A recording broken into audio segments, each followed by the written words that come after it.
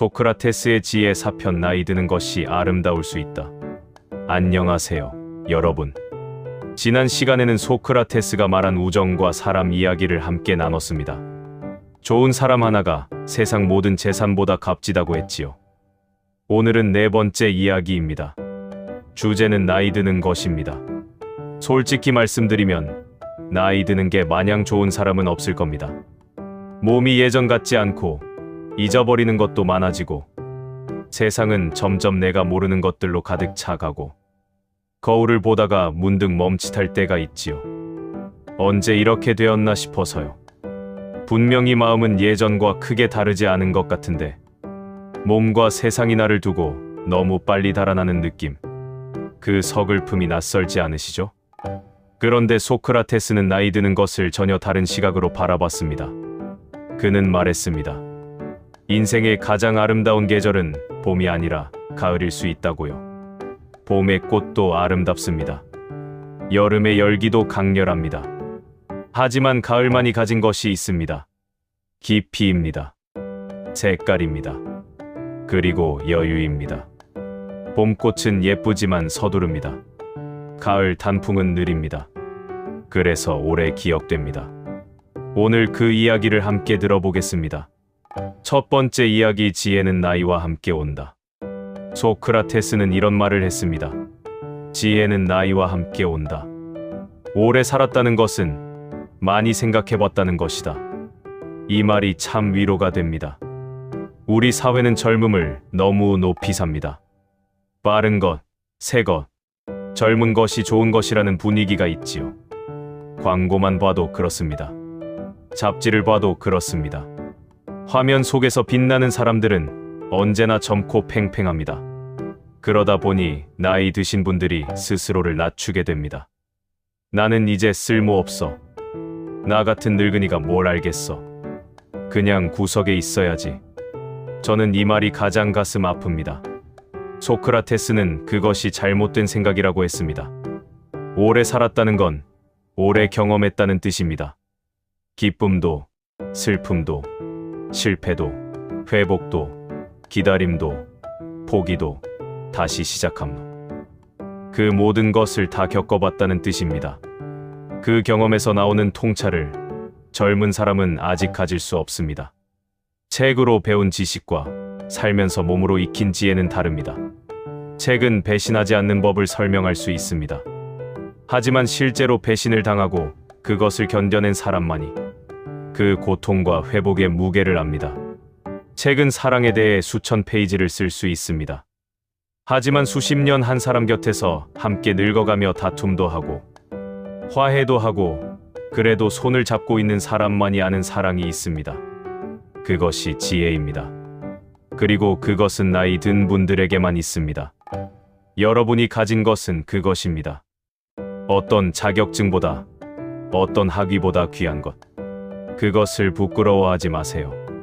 두 번째 이야기, 나이 드는 것은 정신이 자유로워지는 것이다. 소크라테스는 이런 말을 했습니다. 늙는다는 것은 몸이 쇠하는 것이 아니라 정신이 더 자유로워지는 것이다. 처음 이 말을 들으면 이해할 수 있습니다. 몸이 불편해지는 게 자유로워지는 거라고요? 소크라테스가 말하는 건 몸의 이야기가 아닙니다. 마음의 이야기입니다. 젊을 때 우리는 너무 많은 것에 얽매여 있었습니다. 남들 눈이 신경 쓰이고, 체면을 지켜야 하고, 경쟁에서 이겨야 하고, 인정을 받아야 하고, 누군가의 기대에 부응해야 했습니다.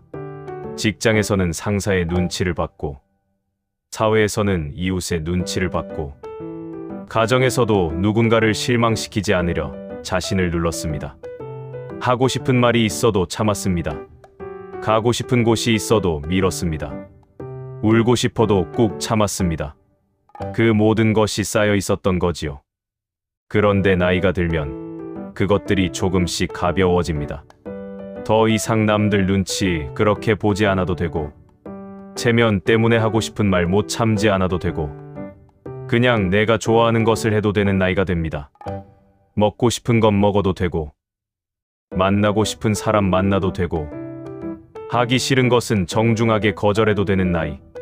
소크라테스는 그것이야말로 진정한 자유라고 했습니다. 젊음은 가능성의 시간이지만 나이 들면 자유의 시간이라고요. 생각해보면 그렇지 않나요? 인생에서 가장 자유로운 시간이 언제인지 묻는다면 어린 시절을 말하는 분도 있겠지만 사실 진짜 자유는 더 이상 남에게 증명하지 않아도 되는 그 시간에 옵니다. 그 자유를 충분히 누리시고 계신지요? 아직 익숙하지 않으시다면 오늘부터 조금씩 연습해 보세요. 오늘 하루 딱 하나만 나를 위해 해보세요. 먹고 싶었던 것, 가고 싶었던 곳, 하고 싶었던 말. 그게 자유의 시작입니다. 세 번째 이야기, 욕구에서 벗어나면 보이는 것들이 있다. 플라톤의 기록에 이런 장면이 있습니다. 소크라테스의 친구가 물었습니다. 소크라테스, 나이가 드니까 젊었을 때 즐기던 것들을 못하게 돼서 힘들지 않습니까? 이것은 누구나 한 번쯤 해봤을 법한 질문입니다. 젊었을 때처럼 뛰어다닐 수 없고 밤새 친구들과 어울릴 수 없고 기력이 넘치지 않으니 아쉽지 않으냐고요. 소크라테스가 답했습니다. 오히려 잘 됐다고 생각하네.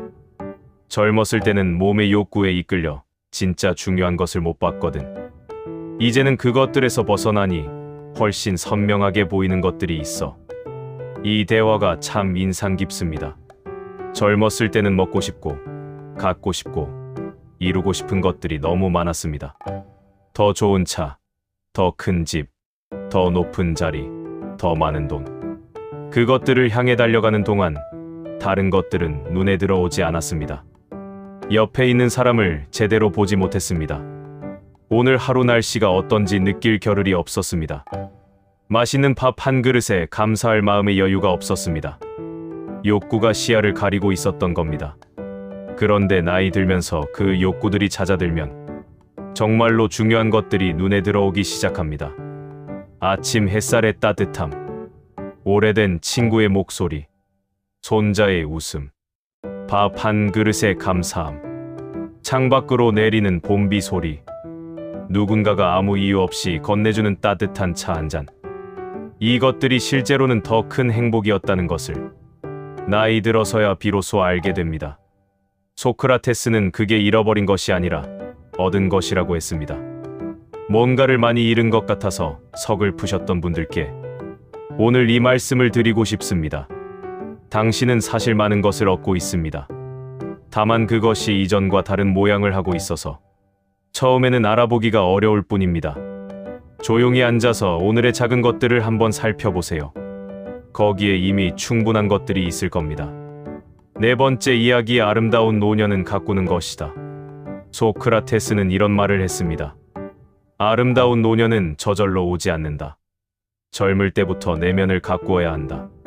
그런데 이 말을 60대, 70대, 80대에 들어도 늦지 않습니다. 왜냐하면 내면을 가꾸는 데는 나이 제한이 없으니까요. 소크라테스가 말하는 내면을 가꾼다는 것은 무엇일까요? 거창한 게 아닙니다.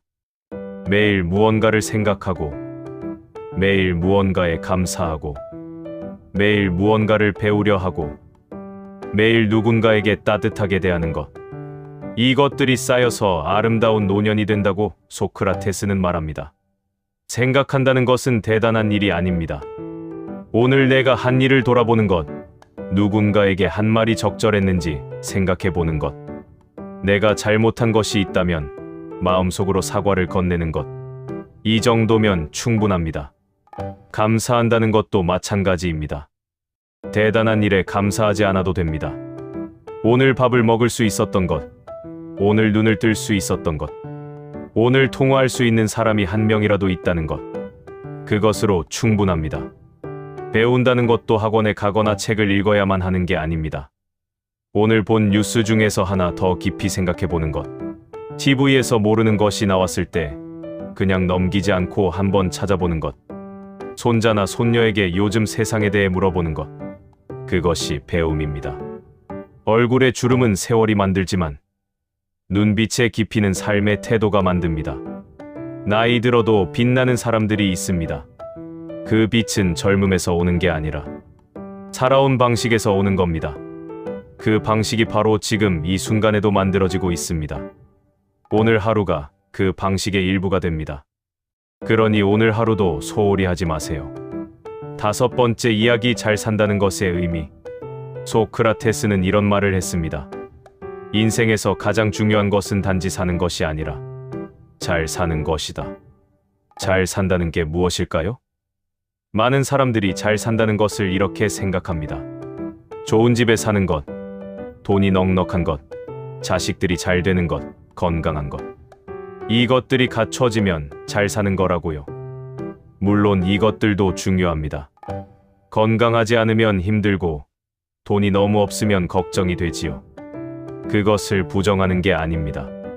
그런데 소크라테스는 그것보다 더 깊은 곳을 봤습니다. 그는 잘 사는 것을 부유하게, 유명하게, 오래 사는 것으로 보지 않았습니다. 그는 이렇게 정의했습니다. 매일 조금씩 더 좋은 사람이 되려고 노력하는 것, 자기 자신에게 부끄럽지 않게 사는 것, 주변 사람들에게 따뜻한 영향을 주는 것, 그것이 잘 사는 삶이라고요. 이 기준으로 보면 어떻습니까? 나는 어제보다 조금이라도 더 좋은 사람이 되려고 했나요? 오늘 내가 한 말과 행동이 나 스스로에게 부끄럽지 않았나요? 내 곁에 있는 사람들에게 따뜻함을 전했나요? 이것이 기준이라면 나이 드는 것은 오히려 잘 살 수 있는 기회가 더 많아지는 시간입니다. 더 이상 경쟁하지 않아도 되고, 더 이상 증명하지 않아도 되고, 그냥 내가 좋은 사람이 되는 것에 집중할 수 있으니까요. 그 집중이 만들어내는 삶은 어떤 나이의 삶보다 충만할 수 있습니다. 그리고 한 가지 더 말씀드리고 싶습니다. 잘 사는 것에는 나를 돌보는 것도 포함됩니다. 소크라테스는 남에게 좋은 영향을 주라고 했습니다. 그런데 나 자신이 먼저 괜찮아야 남에게도 따뜻할 수 있습니다. 그러니 오늘 나를 조금 더 챙기세요. 좋아하는 음식을 먹고, 좋아하는 음악을 듣고, 쉬고 싶으면 쉬세요. 그것이 잘 사는 것의 일부입니다. 6번째 이야기, 시간의 양이 아니라 시간의 질. 소크라테스는 이런 말을 했습니다. 시간이 얼마나 남았느냐가 아니라 그 시간으로 무엇을 할 것이냐가 중요하다. 이 말이 특히 마음에 남습니다. 나이 들면 자꾸 시간을 셈하게 됩니다. 이제 얼마나 더 살 수 있을까 하고요. 건강검진 결과가 나오면 괜히 더 생각하게 됩니다. 친구가 먼저 세상을 떠나면 나는 얼마나 남았을까 싶어집니다. 그 셈법이 때로는 삶을 무겁게 만들기도 합니다. 그런데 소크라테스는 그 셈법이 잘못됐다고 합니다. 한 시간이 있을 때 그 한 시간을 어떻게 쓰느냐, 한 달이 있을 때 그 한 달을 어떻게 채우느냐, 그것이 길게 사는 것보다 훨씬 중요하다고요. 역사를 보면 그렇습니다. 소크라테스 자신도 70세에 세상을 떠났습니다. 지금 시대도 아니고 고대 그리스에서 70세면 꽤 오래 산 편이지만 그가 남긴 생각은 2500년이 지난 지금도 살아있습니다. 얼마나 오래 살았느냐가 아니라 어떻게 살았느냐가 그 사람의 삶을 결정한다는 것을 소크라테스는 자신의 삶으로 보여줬습니다. 지금 이 순간을 진심으로 사는 사람은 어떤 나이에도 충분히 살아있는 사람입니다. 오늘 하루 무엇을 하고 싶으세요? 누구를 만나고 싶으세요? 무슨 말을 하고 싶으세요? 그것을 미루지 마세요. 오늘이 그날입니다. 연락하고 싶었던 사람이 있다면 오늘 연락하세요. 고맙다고 말하고 싶었던 사람이 있다면 오늘 말하세요. 가보고 싶었던 곳이 있다면 계획이라도 세우세요. 미루지 마세요. 시간은 기다려주지 않습니다. 하지만 지금 이 순간은 언제나 우리 곁에 있습니다. 7번째 이야기, 나이 드는 것을 두려워하지 않는 법. 사실 나이 드는 것이 두렵지 않은 사람은 없을 겁니다. 몸이 아플까봐 두렵고, 누군가에게 짐이 될까봐 두렵고, 혼자가 될까봐 두렵고, 세상에서 잊혀질까봐 두렵습니다. 소크라테스도 그 두려움을 몰랐을까요? 그는 이렇게 말했습니다. 두려움은 아직 일어나지 않은 일에 대한 상상이다. 지금 이 순간 나는 괜찮은가? 그것이 진짜 질문이다. 참 지혜로운 말입니다. 나이 드는 것이 두려운 이유는 대부분 아직 일어나지 않은 일들을 미리 상상하기 때문입니다. 아직 아프지 않은데 아플 것을 걱정하고, 아직 혼자가 아닌데 혼자가 될 것을 걱정합니다.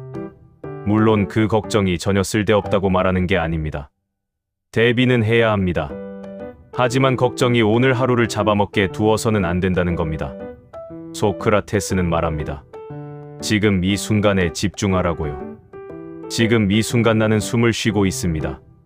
지금 이 순간 나는 생각을 할 수 있습니다. 지금 이 순간 내 곁에 누군가가 있거나 혹은 이 글을 읽고 있습니다. 그것으로 지금은 충분합니다. 내일의 걱정은 내일 하세요. 오늘은 오늘을 사세요. 8번째 이야기, 나이 든 사람이 세상에 주는 것. 소크라테스 시대의 그리스 사람들은 나이 든 사람을 공동체의 기둥이라고 불렀습니다. 기둥이라는 말을 생각해 보세요. 기둥은 화려하지 않습니다. 기둥은 말이 없습니다. 기둥은 뒤에 있습니다. 하지만 기둥이 없으면 집이 무너집니다. 나이 든 분들이 세상에 주는 것이 바로 그런 것입니다. 화려하지는 않지만 든든하게, 말이 많지는 않지만 한마디 한마디에 무게가 있게, 앞에 나서지는 않지만 뒤에서 지켜주는 것. 어린 자녀들이 세상에 나갈 수 있는 건 부모라는 기둥이 있기 때문입니다. 손자, 손녀들이 안심하고 뛰어다닐 수 있는 건 할아버지, 할머니라는 기둥이 있기 때문입니다. 소크라테스는 말했습니다. 나이 든 사람은 공동체의 기억이다. 기억이 없는 사람은 방향을 잃는다. 여러분이 살아온 이야기들, 여러분이 겪어온 세월들, 여러분이 품고 있는 기억들, 그것들이 가족과 이웃과 세상에 얼마나 중요한지 아마 여러분 자신은 잘 모르실 겁니다. 하지만 그것들은 분명히 중요합니다.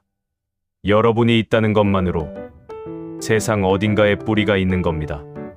오늘 소크라테스가 말하는 나이 드는 것의 이야기를 나눴습니다. 정리해 드리겠습니다.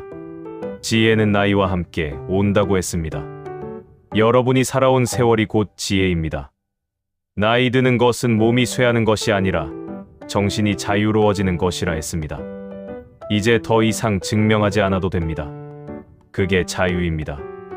욕구에서 벗어나면 더 선명하게 보이는 것들이 있다고 했습니다. 작은 것들의 아름다움이 눈에 들어오기 시작합니다. 아름다운 노년은 매일 가꾸는 것이라 했습니다. 오늘 하루도 그 가꿈의 일부입니다. 잘 사는 것은 더 좋은 사람이 되려는 하루하루에 있다고 했습니다. 부유함도 명예도 아닙니다. 그리고 시간의 양이 아니라 질이 중요하다고 했습니다. 오늘 이 순간을 진심으로 살면 그것으로 충분합니다. 여러분이 살아온 세월은 결코 작은 것이 아닙니다. 그 세월 속에서 여러분은 단단해졌고 깊어졌고 따뜻해졌습니다. 그것이 바로 소크라테스가 평생 말한 지혜입니다. 소크라테스는 여러분에게 이렇게 말할 것 같습니다. 당신은 지금 인생의 가장 깊은 계절을 살고 있습니다. 그 깊이를 두려워하지 말고 즐기세요. 봄의 꽃은 짧습니다. 하지만 가을의 빛은 깊고 오래갑니다. 여러분의 계절이 바로 그 빛의 계절입니다. 다음 편에서는 소크라테스가 말한 죽음과 영혼에 대한 이야기를 나눌 겁니다. 무거운 주제처럼 들리실 수 있지만 소크라테스의 말을 들으면 오히려 마음이 가벼워지실 겁니다. 그는 죽음을 슬픔으로 보지 않았습니다. 그가 어떻게 바라봤는지 다음 시간에 함께 나누겠습니다. 오늘도 끝까지 함께해 주셔서 고맙습니다. 따뜻한 하루 보내세요.